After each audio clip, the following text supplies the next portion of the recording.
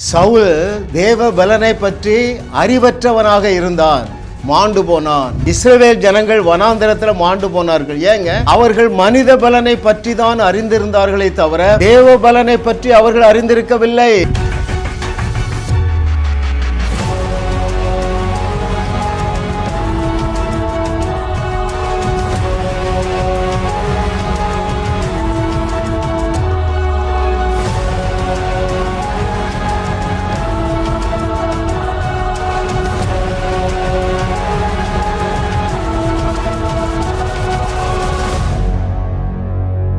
கர்த்தரை தெய்வமாக கொண்ட நாம் பாக்கியவான்கள். இன்றைக்கு தேவன் நமக்கு கொடுத்த அவருடைய அனந்த ஞானம் 500 என்கிற சீரீஸில் 347வது செய்தி, தேவ சர்வ சக்தி, காட்ஸ் சூப்பர் நேச்சுரல் பவர். ஹல்லேலூயா, ஆமென்.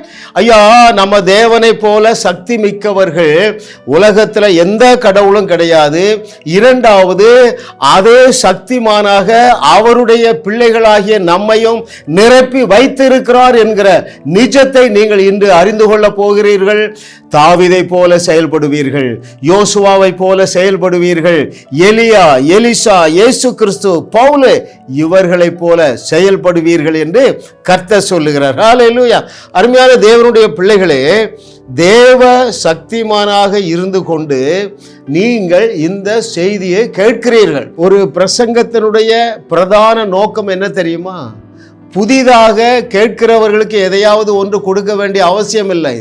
அவர்கள் என்னவாக இருக்கிறார்கள் என்கிற நிஜத்தை நம்ப வைத்தால் போதும். அவர்கள் கிறிஸ்துவுக்குள் யார் என்கிற நிஜத்தை புரிய வைத்தால் போதும். அவர்களாலே தேவன் செய்ததையும் செய்ய முடியும், அதைவிட பெரிய அற்புதங்களையும் செய்ய முடியும் என்கிற நிஜத்தை அவர்களுக்கு புரிய வைப்பதுதான் பிரசங்கம். இன்றைக்கு இந்த செய்தியை கேட்கிற நீங்கள் யாவரும் சர்வ சக்தி மிக்கவர்களாக இருக்கிறீர்கள் என்கிற நிஜத்தை இயேசுவின் நாமத்தினால உங்கள் மனம் ஏற்றுக்கொள்ளத்தக்கதாக ஜெபத்தோடு இந்த செய்தியை நான் உங்களுக்கு வழங்கும்படியாக வந்திருக்கிறேன். அருமையானவர்களே, ஆமென். பாருங்க, எல்லாருக்குமே 2 வகையான பலன் இருக்குங்க.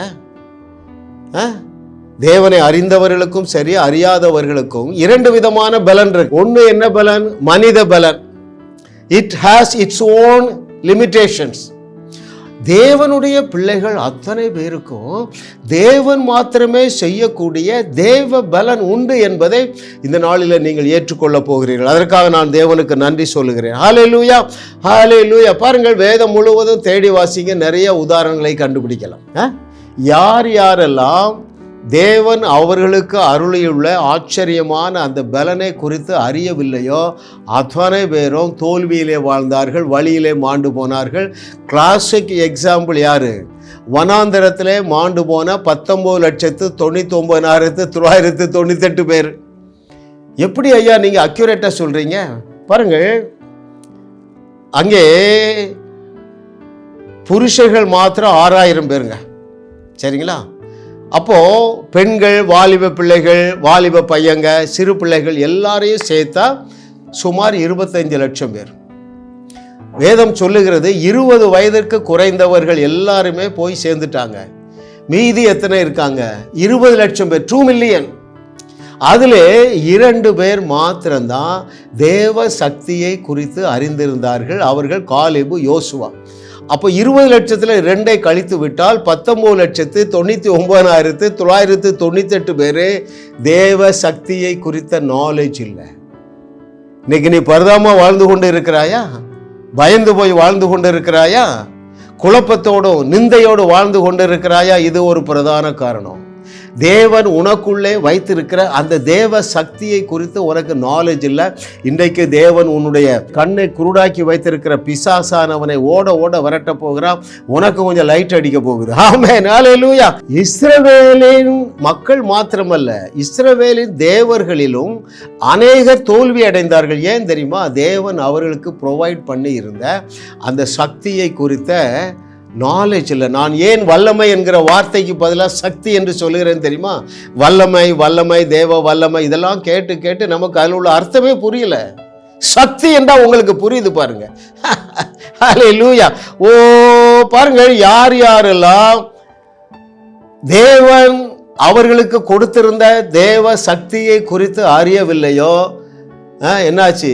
சிங்காசனத்தை இழந்துட்டாங்க. கிளாசிக் எக்ஸாம்பிள் யாரு? நம்முடைய சவுல் ராஜா.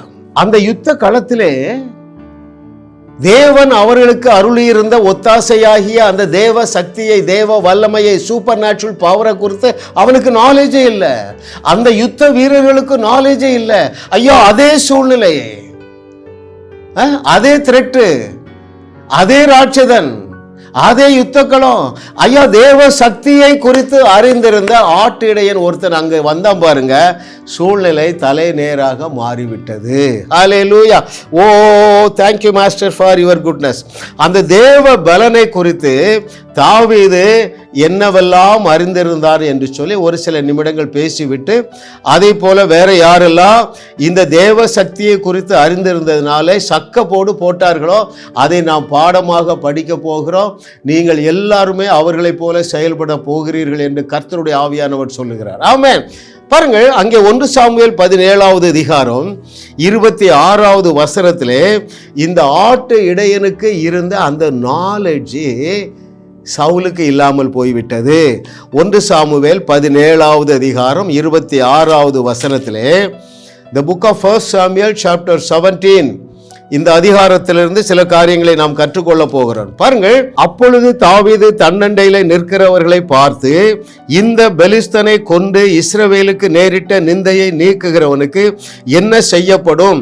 ஜீவனுள்ள தேவனுடைய சேனைகளை நிந்திக்கிறதற்கு விருத்த சேதனம் இல்லாத இந்த பெலிஸ்தன் எம்மாத்திரம்.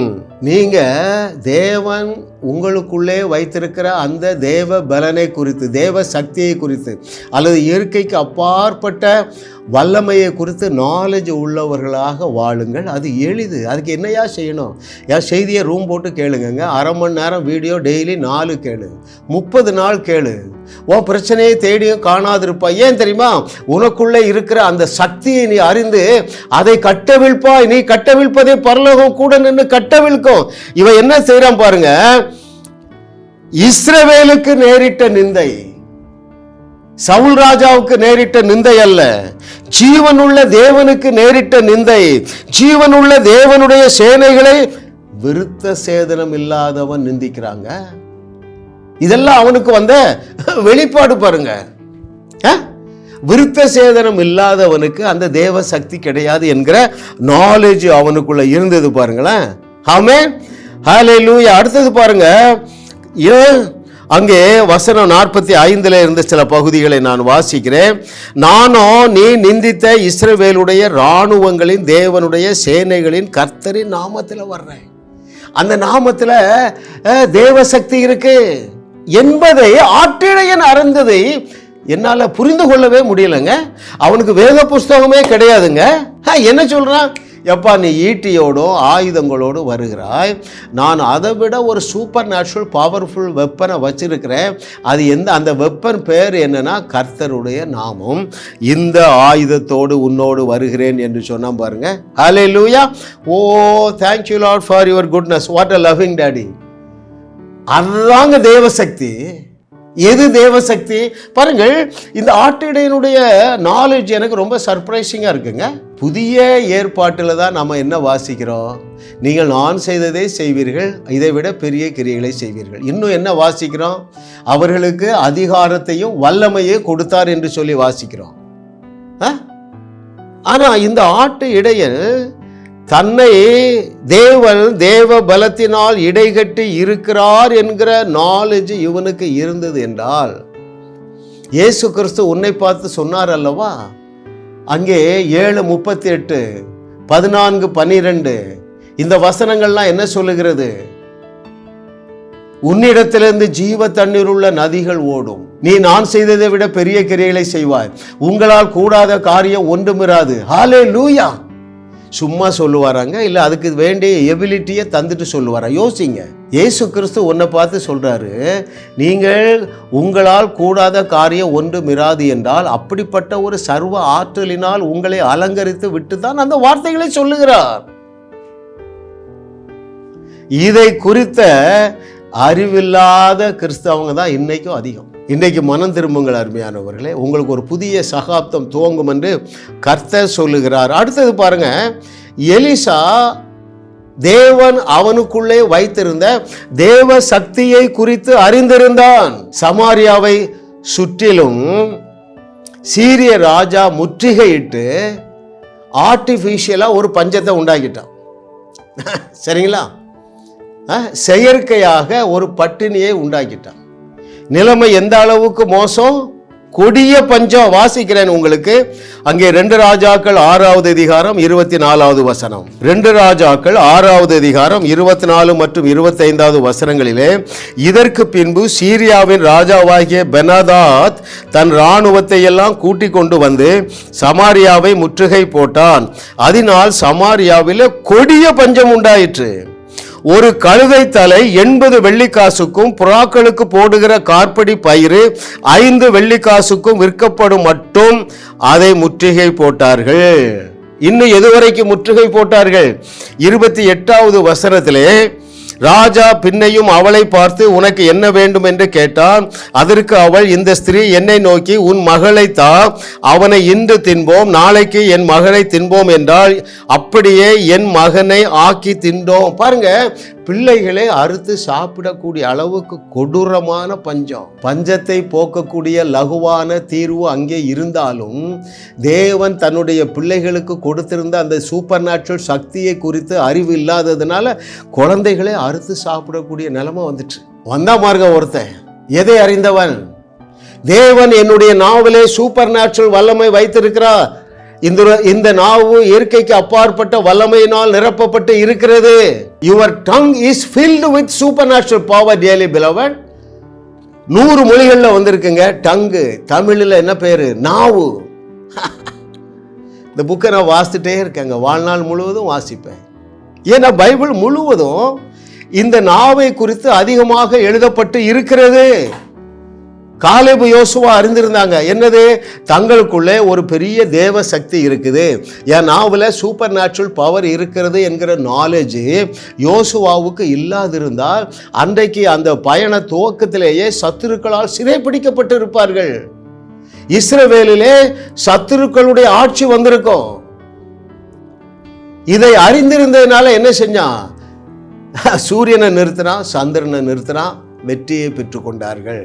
அருமையானவர்களே, உங்களுக்குள்ளேயும் தேவனுடைய நிறைவாக இருக்கிறது. அது எல்லா பகுதியிலும் இருக்கிறது. எந்தெந்த பகுதியிலாம் இருக்கிறது தெரியுமா? உன்னுடைய நாவிலே மாத்திரமல்ல, உன்னுடைய முடியில இருக்கு. சிம்சோனுடைய முடியிலே சூப்பர் நேச்சுரல் பவர் இருந்தது. உன்னுடைய ட்ரெஸ்ஸில் இருக்கு சூப்பர் நேச்சுரல் பவர். இயேசு கிறிஸ்துவுடைய ட்ரெஸ்ஸில் இருந்தது, பவுலுடைய ட்ரெஸ்ஸில் இருந்தது. ஐயா, you are filled with supernatural power. தேவ சக்தியாகவே நீ இருக்கிறாய். அப்படிதான் நம்ம பேருடணும். நீ யாருப்பா? God's power. நீ யாருப்பா? தேவ சக்திமான். ஹல்லேலூயா. இல்லை என்றால் இந்த நாலேஜ் உங்களுக்கு வரலன்னா இன்னும் எத்தனாயிரம் வருஷம் தேவன் தன்னுடைய வருகையை தாமதம் செய்தாலும் இந்த 200 தேசங்களை சுவிசேஷமயமாக்க முடியுமா? அவர் செய்ததை விட பெரிய கிரியைகளை செய்யத்தக்கதாக சூப்பர் நேச்சுரல் பவரால் நீ நிரப்பப்பட்டு இருக்கிறதே அவர் அறிந்திருந்ததுனால்தான் சொன்னாரு, உலகமெங்கும் போங்கள் என்று சொன்னார். அருமையானவர்களே, ஆமென், ஹல்லேலூயா.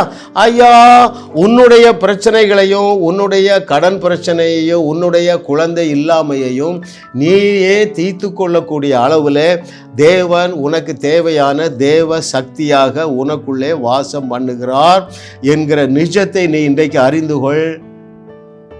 எது நிறைவேறும்? யோவான் 7:12 நிறைவேறும். ஹல்லேலூயா, ஹல்லேலூயா. Oh, what a loving daddy. கர்த்தரை தெய்வமாக கொண்ட நாம் பாக்கியவான்கள். இந்த தேவ சக்தி என்ன செய்யும் தெரியுமா? உனக்காக சத்துருக்களை பயங்காட்டி வைக்கும்பா. அப்படி என்றால் என்ன பொருள்? வாசிக்கவா உங்களுக்கு? நீ இந்த சக்தியை குறித்து இன்றைக்கு அறிந்து கொள்ள போகிறாய். எனவே எழுதியிருக்கிற எந்தெந்த வசனத்தை நான் வாசிக்கிறேனோ அதை ஏற்றுக்கொள். அது உன்னால முடியும். அந்த உனக்குள்ளே வாசம் பண்ணுகிற தேவ சக்தி எப்படி வேலை செய்யும் என்று 2 ராஜாக்கள் 7வது அதிகாரம் 6வது வசனத்தில் நான் வாசிக்கட்டுமா? எலிசா என்ன சொல்லி அந்த வல்லமையை கட்டவிழ்த்தான் என்றால், நாளைக்கு இந்த நேரம் இந்த பஞ்சம் இருக்காது என்று தன் நாவில் உள்ள வல்லமையை கட்டவிழ்த்த பொழுது நடந்தது என்ன தெரியுமா? தேவ ஒத்தாசை அவனுக்கு எப்படி வந்தது என்று சொல்லி 2 ராஜாக்கள் 7வது அதிகாரம் 6வது வசனத்தில் வாசிக்கிறேன்.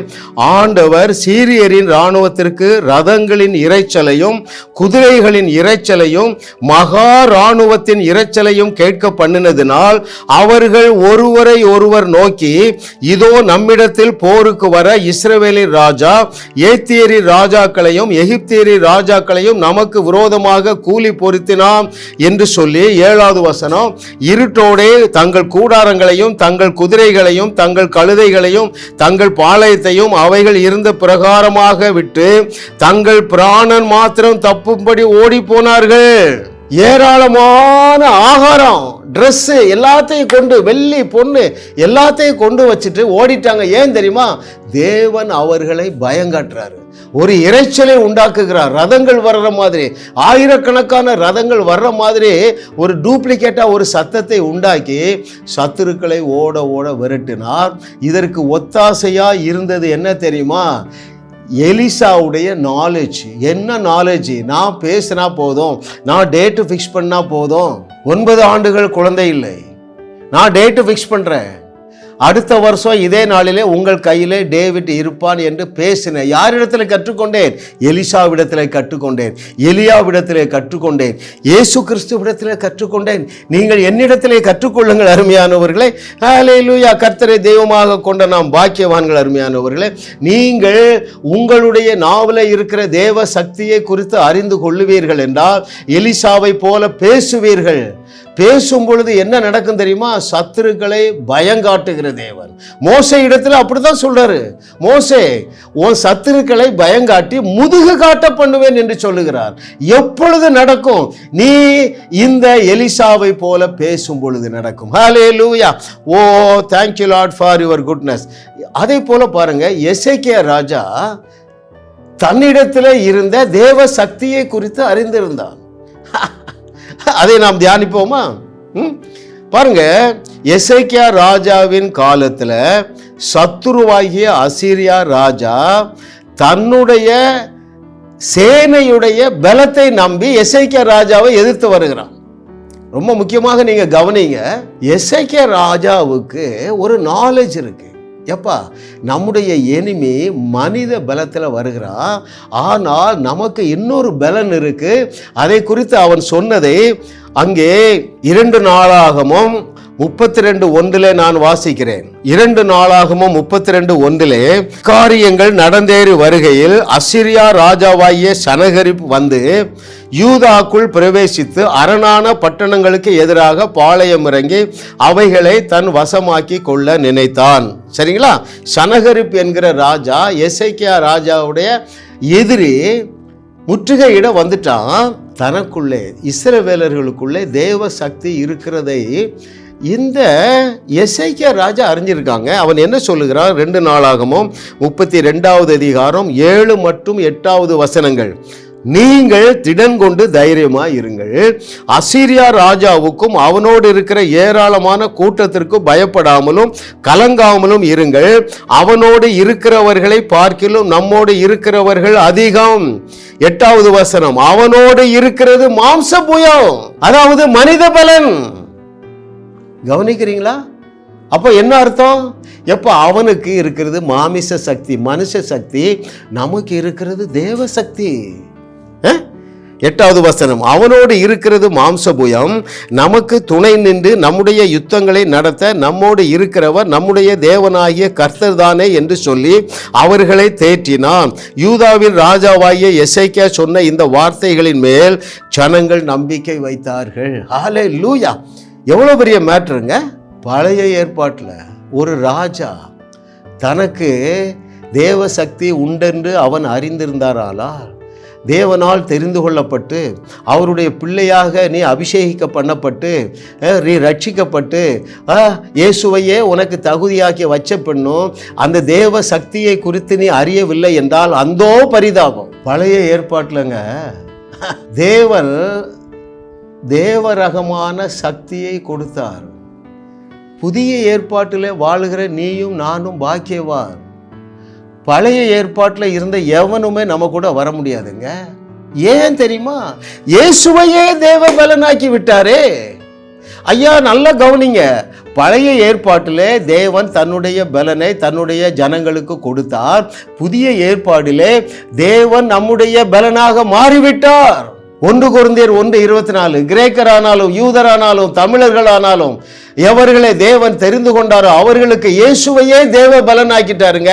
இயேசுவையே தேவ ஞானமாக்கி விட்டார். இந்த ட்ரூத்தை நீ தெரிஞ்சுக்கிட்டேன்னா எலியா எலிசா செய்ததை விட பெரிய அற்புதங்களை செய்வார். இயேசு கிறிஸ்து செய்ததை விட பெரிய அற்புதங்களை செய்வார். ஏன்? உனக்குள்ள இருக்கிற அந்த சூப்பர் நேச்சுரல் பவர். ஹல்லேலூயா. எத்தனை வசனம் இதுக்கு இருக்குங்க? 100 வசனம் எடுக்கலாங்க. ஆகையினால்தான் இயேசு கிறிஸ்து 7:38 சொன்னார். யோவான் 7:38 வேத வாக்கியம் சொல்லுகிறபடி என்னிடத்திலே விசுவாசமாய் இருக்கிறவருடைய உள்ளத்திலிருந்து ஜீவ தண்ணீர் உள்ள நதிகள் ஓடும். இந்த நாலேஜோட போ, உன் காரு ஒரு நாளும் ஆக்சிடென்ட் ஆகாது. இந்த நாலேஜோட போ, நீ போகிற ட்ரெயின் ஒரு நாளும் ஆக்சிடென்ட் ஆகாது. இந்த அறிவோடு செல், நீ சொல்லுகிற ஏரோப்ளேன் ஒரு நாளும் ஆக்சிடென்ட் ஆகாது. நாலேஜ் தான் முக்கியங்க. எசேக்கியா ராஜா சொல்றாங்க, எப்பா அவர்களோடு இருக்கிறது மாம்ச பலன். அப்படின்னா என்ன அர்த்தம்? நம்மோடு இருக்கிறது தேவ பலன். நான் ரொம்ப குதூகலமாக இதை என்ஜாய் பண்றேங்க. இதை எல்லாவற்றையும் வைத்து கொண்டுதான் இயேசு உன்னை பார்த்து சொன்ன, மகனே மகளே உன்னால கூடாத காரியம் ஒன்றுமிராது.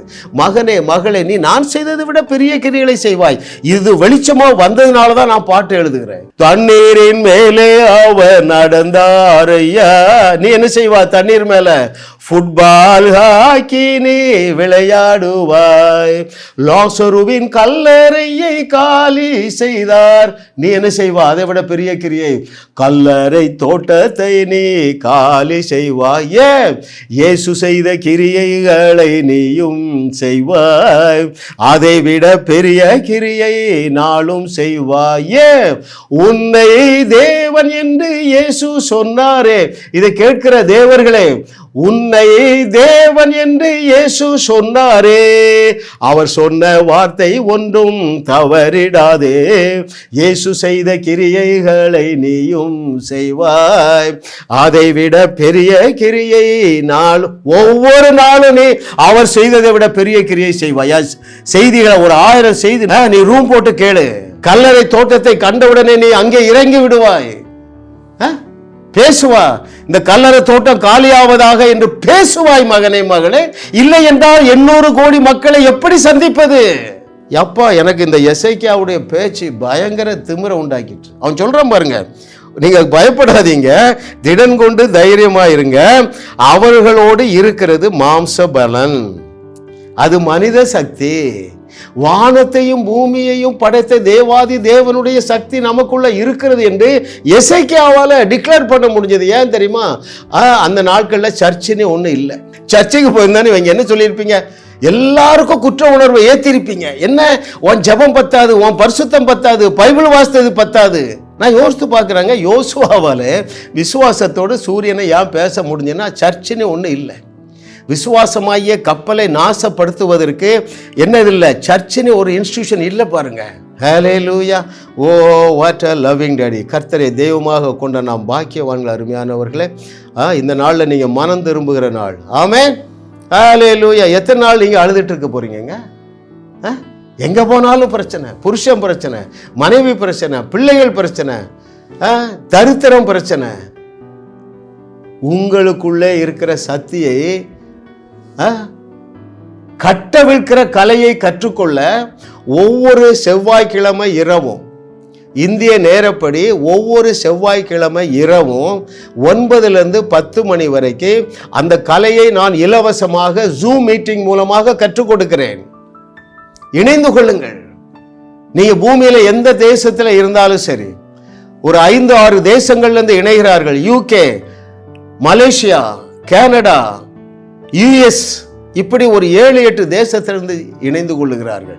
நீங்கள் எந்த பகுதியில் இருந்தாலும் சரி, தமிழ் உங்களால் விளங்கி கொள்ள முடியும் என்றால் செவ்வாய்க்கிழமை இரவு என்னோடு இணைந்து கொள்ளுங்கள். அங்கே நான் ஒருத்தருக்கும் ஹீலிங் பேசுகிறதே இல்லைங்க. அமெரிக்காவில இருந்து பேசுறாங்க, இந்தியாவில் ஹீல் ஆகுது. ஏன்? தேவனுடைய சக்தி நமக்குள்ளே நிரம்ப இருக்கிறது. ஆமென். எப்படிங்க ஒரு சாதாரண வாழ்க்கை வாழ முடியும்? ஒரு நாளும் மறந்து போகாதீர்கள் அருமையானவர்களே. ஆமா, இதை அறிஞ்சிருந்தான் பாருங்க. யாரு? தாவீது. எனக்கு பலன் தந்த கர்த்தாவே உமக்கு ஸ்தோத்திரம் அப்படி சொல்லல, என் பலனாகிய கர்த்தாவே உமக்கு ஸ்தோத்திரம்னாங்க. அப்படி என்றால் என்ன பொருள்? உச்சந்தலைந்த உள்ளங்கால் வரைக்கும் நான் தேவ சக்திமான். ஹல்லேலூயா. இதை கேட்டுக்கொண்டிருக்கிற ரட்சிக்கப்பட்ட ஜனமே, உனக்கு ஒப்பானவன் யாருமே கிடையாது. ஏன் தெரியுமா? உன்னுடைய உச்சந்தலையிலிருந்து உள்ளங்கால் வரைக்கும் நீ தேவ சக்திமானாக இதை இருந்து கொண்டு என்னுடைய வார்த்தையை கேட்டுக்கொண்டு இருக்கிறாய். நடுத்தருவில் நிற்காத. தேவனுடைய நாமம் இதனாலே நித்தமும் இடைவிடாமல் தூசிக்கப்படுகிறது அல்லவா? பரலோகம் உன்னை அல்லவா நம்பி இருக்கிறது. கிமு முதல் நூற்றாண்டிலே இயேசு கிறிஸ்துவை நம்பி இருந்த பரலோகம், கிபி முதல் நூற்றாண்டிலே 12 சீஷர்களை நம்பி இருந்த பரலோகம், 21வது நூற்றாண்டிலே உன்னை நம்பி இருக்கிறத. உனக்கு இருக்கிற அந்த தேவ சக்தியை குறித்து எப்படி நீ அறிந்து கொள்ள போகிறாய்? எப்பொழுது அறிந்து கொள்ள போகிறாய்? ஜாஸ் மினிஸ்ட்ரிஸ் செய்திகள் மூலமாக நீங்கள் ஆசீர்வதிக்கப்பட்டிருக்கிறீர்கள். நீங்கள் இந்த ஊழியத்தோடு கைகோர்க்கும்படியாக உங்களை அழைக்கிறோம். நீங்கள் காணிக்கை விதைக்கக்கூடிய நல்ல நிலமாக ஜாஸ் மினிஸ்ட்ரிஸ் இருக்கிறது. விசுவாசத்தோடு உற்சாகமாக பெருக விதையுங்கள். தேவன் உங்களை 1000 மடங்கு பெருக செய்வார். வாரந்தோறும் சென்னை முகப்பேரில் நடைபெறும் கிங்ஸ் அண்ட் குயின்ஸ் அசெம்பிளி ஞாயிறு ஆராதனைக்கு அன்புடன் அழைக்கிறோம். சத்தியத்தை சரியாக அறிந்து வெற்றி வாழ்க்கை வாழுவீர்கள். சென்னையில் உள்ள உங்கள் நண்பர்கள் உறவினர்களையும் 3 மாதங்கள் தொடர்ந்து வரும்படியாக உற்சாகப்படுத்துங்கள். முற்றிலும் ஜெயமான வாழ்க்கை வாழுவார்கள். உங்களையும் வாழ வைத்து உங்கள் மூலம் உலகத்தையும் வாழ வைக்கவே தேவன் எங்களை கிருபையாக அழைத்துள்ளார். விடுதலை பெறவும் சுகத்தை அனுபவிக்கவும் தொலைபேசியில் எங்களோடு தொடர்பு கொள்ளுங்கள். ஜாஸ் மினிஸ்ட்ரிஸ் யூடியூப் சேனலில் தொடர்ந்து செய்திகளை கேளுங்கள். சப்ஸ்கிரைப் செய்யுங்கள். வீடியோக்களை லைக் செய்து பலரோடும் பகிர்ந்து கொள்ளுங்கள். அவர்களும் ஆசீர்வதிக்கப்படட்டும்.